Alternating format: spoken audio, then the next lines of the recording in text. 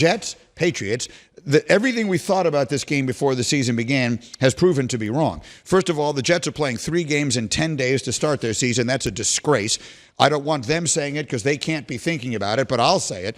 Having back-to-back short weeks is something no NFL team ever gets, particularly with 2 of those games on the road, one of them all the way across the country. So they are in a terrible situation. That said, we viewed this game, the Jet fans, and maybe the team too, as, well, here's the easy one. New England's going to be the worst team in the NFL. Stop. Not true. They don't look that way at all. The Patriots are fighting like crazy. They beat Cincinnati week 1. They go to overtime week 2 with Seattle. So everything about this, everything we thought going into this game, the Jets defense is dominant. Actually, they may be the second best defense on the field.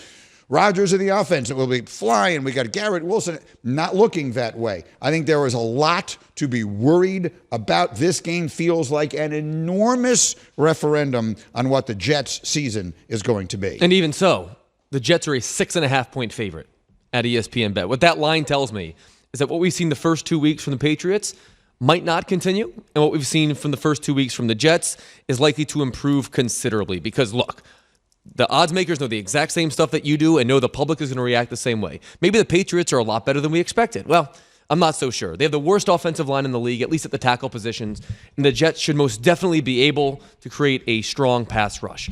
Conversely, this is going to be an opportunity for Aaron Rodgers to really open things up offensively. The one thing the Patriots can do really, really well is stop the run. I don't think this is going to be a Breece Hall game. I think this is going to be a Garrett Wilson game. This is going to be the game. Should the Jets win this game, it's going to be because Aaron Rodgers and Garrett Wilson, by far, had their best game as a tandem. So what you're telling me is that a 6.5-point spread, the way I should interpret that, is they're begging you to pick New England. Begging you. The way these spreads are generally made, there are a variety of things that factor into them, and it is incomprehensible how close they tend to be. I mean, they will set a line. Just look at the lines on ESPN Bet, and then look at where these games finish. And more than half of them finish within a point of that line. It's uncanny. It's unbelievable. So you're right. They know more than we do. But they also know what the public is likely to do. There are people who gamble who know what they're doing.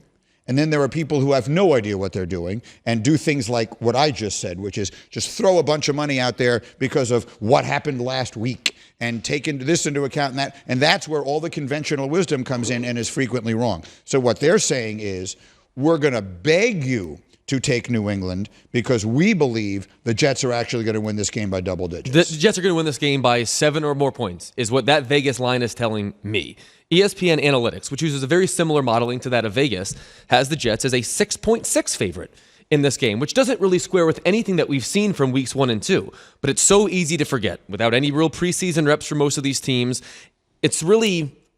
we're very prone to forgetting our priors. Coming into the season, we thought the Patriots stunk. In reality, we were probably right. They're probably going to stink.